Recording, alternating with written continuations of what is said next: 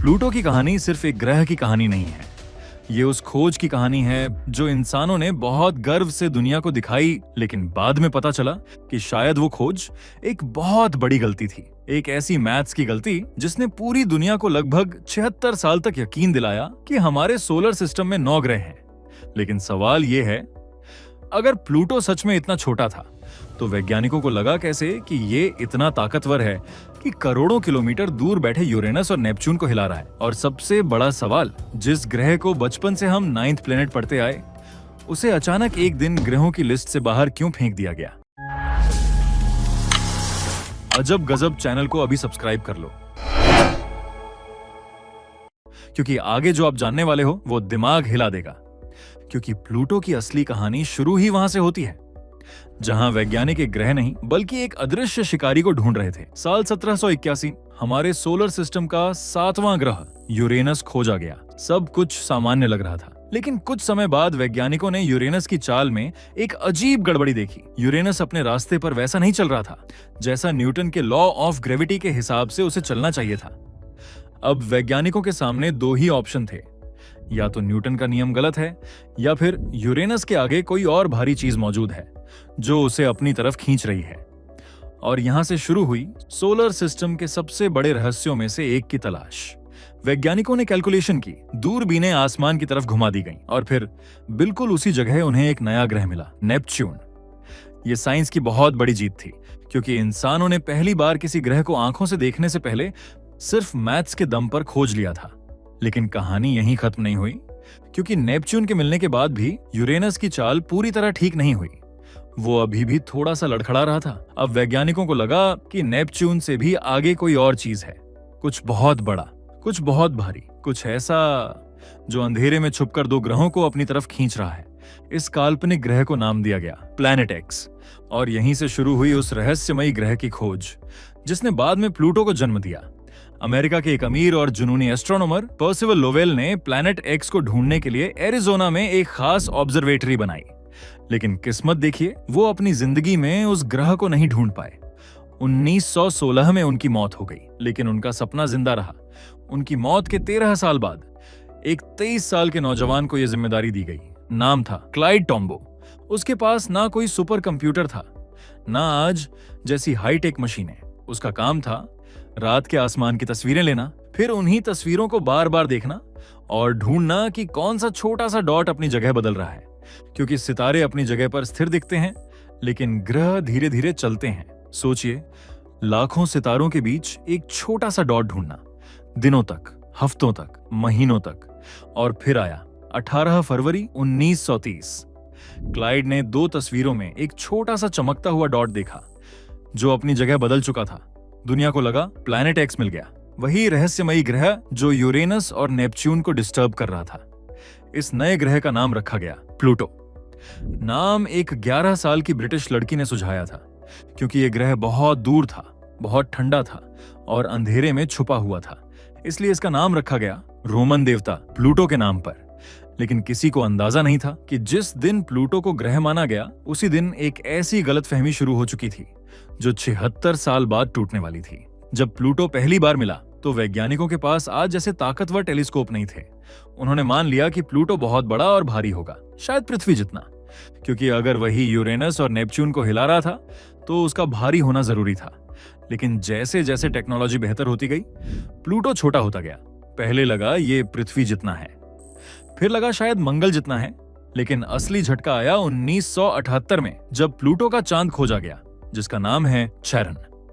और इसी चांद ने प्लूटो की असलियत खोल दी। फिजिक्स का एक सिंपल नियम है, अगर किसी ग्रह के चांद की स्पीड और ऑर्बिट पता हो तो उस ग्रह का असली वजन निकाला जा सकता है।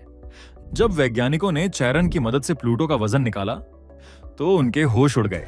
प्लूटो इतना हल्का निकला कि वो यूरेनस और नेपच्यून को हिलाना तो दूर, उन पर कोई खास असर भी नहीं डाल सकता था। अब सवाल और बड़ा हो गया, अगर प्लूटो ने यूरेनस और नेपच्यून को डिस्टर्ब नहीं किया तो फिर किया किसने? क्या वहां सच में कोई और छुपा हुआ ग्रह था? क्या प्लैनेट एक्स अभी भी अंधेरे में मौजूद था? कई साल तक यह सवाल वैज्ञानिकों को परेशान करता रहा। फिर 1989 में इंसानों का स्पेसक्राफ्ट वॉयेजर 2 नेपच्यून के पास पहुंचा और यहां पूरी कहानी पलट गई।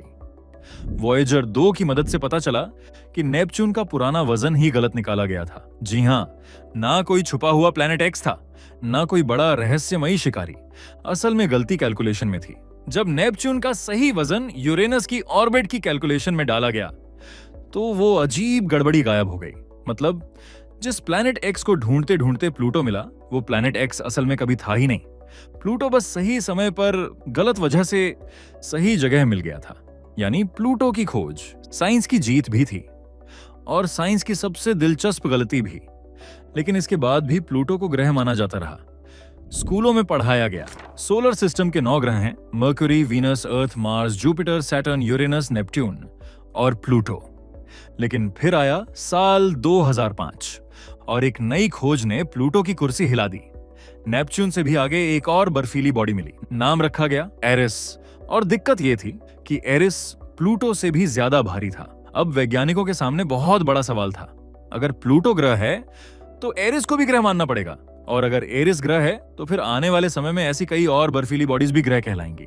मतलब सोलर सिस्टम में 9 नहीं, 10 नहीं, बल्कि शायद 50 या 100 ग्रह हो सकते थे।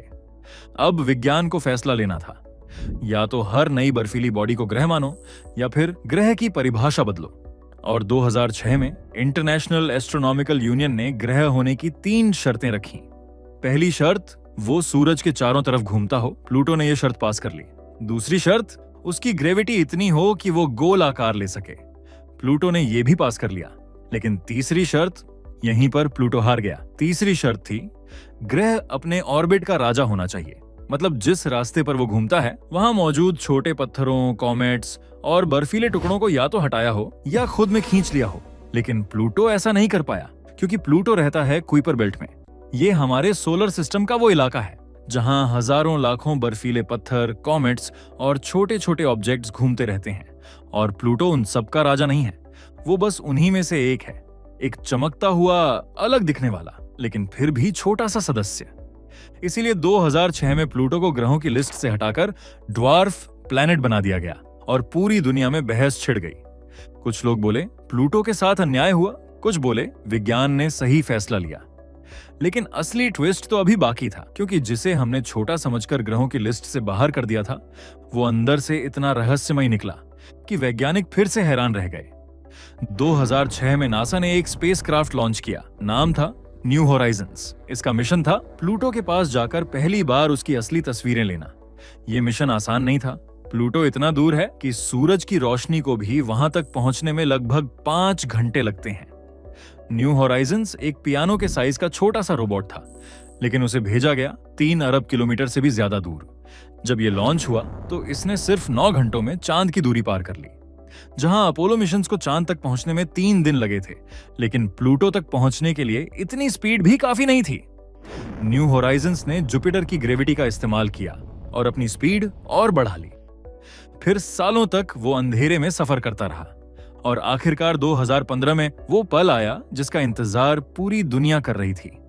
इंसानों ने पहली बार प्लूटो का असली चेहरा देखा और जो तस्वीरें आईं, उन्होंने सबको हैरान कर दिया।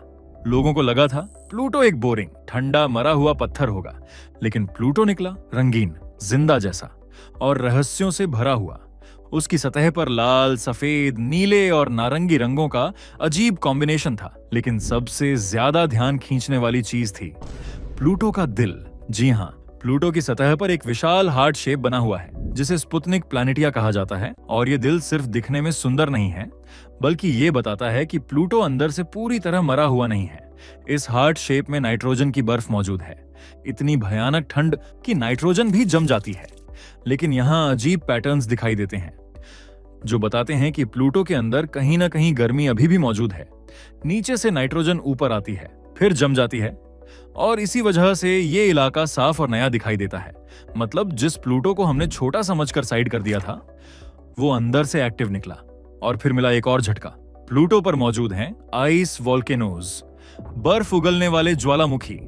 धरती पर ज्वालामुखी आग और लावा उगलते हैं, लेकिन प्लूटो पर ज्वालामुखी पानी, मिथेन और अमोनिया जैसा ठंडा स्लश उगल सकते हैं। ये बात सुनने में अजीब लगती है, लेकिन प्लूटो जैसी दुनिया में यही उसका लावा है। और कुछ वैज्ञानिकों का मानना है कि प्लूटो की बर्फीली सतह के नीचे लिक्विड पानी के रिजर्व्स भी हो सकते हैं। सोचिए, इतनी दूर, इतनी ठंड, इतना अंधेरा, और फिर भी शायद उसकी सतह के नीचे पानी छुपा हो। प्लूटो का चांद चैरन भी कम अजीब नहीं है। हमारा चांद पृथ्वी से काफी छोटा है, लेकिन चैरन प्लूटो के मुकाबले बहुत बड़ा है। दोनों एक दूसरे को इतना खींचते हैं कि उनका सेंटर ऑफ ग्रेविटी प्लूटो के अंदर नहीं, बल्कि दोनों के बीच में कहीं बाहर पड़ता है। ये दोनों ऐसे घूमते हैं जैसे अंतरिक्ष में दो डांस पार्टनर एक दूसरे से बंधे हुए हों, और अगर आप प्लूटो की एक खास साइड पर खड़े हों तो चैरन हमेशा आसमान में एक ही जगह दिखाई देगा, ना उगेगा ना डूबेगा, बस वहीं लटका रहेगा। ये सब जानने के बाद सवाल उठता है, क्या हमने प्लूटो के साथ गलत किया? क्या उसे ग्रहों की लिस्ट से निकालना सही था? वैज्ञानिक नियमों के हिसाब से प्लूटो ग्रह नहीं है, लेकिन कहानी के हिसाब से प्लूटो शायद सोलर सिस्टम की सबसे इमोशनल और रहस्यमयी दुनिया है। वो गलती से खोजा गया, गलत वजह से ग्रह बना, सही वजह से हटाया गया, लेकिन फिर भी उसने हमें दिखा दिया कि छोटा होना कमजोर होना नहीं होता। प्लूटो आज भी वही है, कूपर बेल्ट की अंधेरी दुनिया में, हजारों बर्फीले पत्थरों के बीच, अपनी धीमी चाल में सूरज का चक्कर लगाता हुआ। ना उसे फर्क पड़ता है कि हम उसे ग्रह कहते हैं या ड्वार्फ प्लैनेट, ना उसे हमारी कैटेगरी की जरूरत है, क्योंकि प्लूटो की असली पहचान हमारी किताबों से नहीं, उसके रहस्यों से बनी है। और शायद यही प्लूटो की सबसे बड़ी खूबसूरती है, जिसे इंसानों ने पहले गलत समझा, फिर अपना माना, फिर बाहर कर दिया। लेकिन जब पहली बार उसे करीब से देखा तो पता चला कि वो हमारी सोच से कहीं ज्यादा खास था। और अजब गजब स्टोरी को सब्सक्राइब करना मत भूलना, क्योंकि अगली कहानी इससे भी ज्यादा रोमांचक होगी।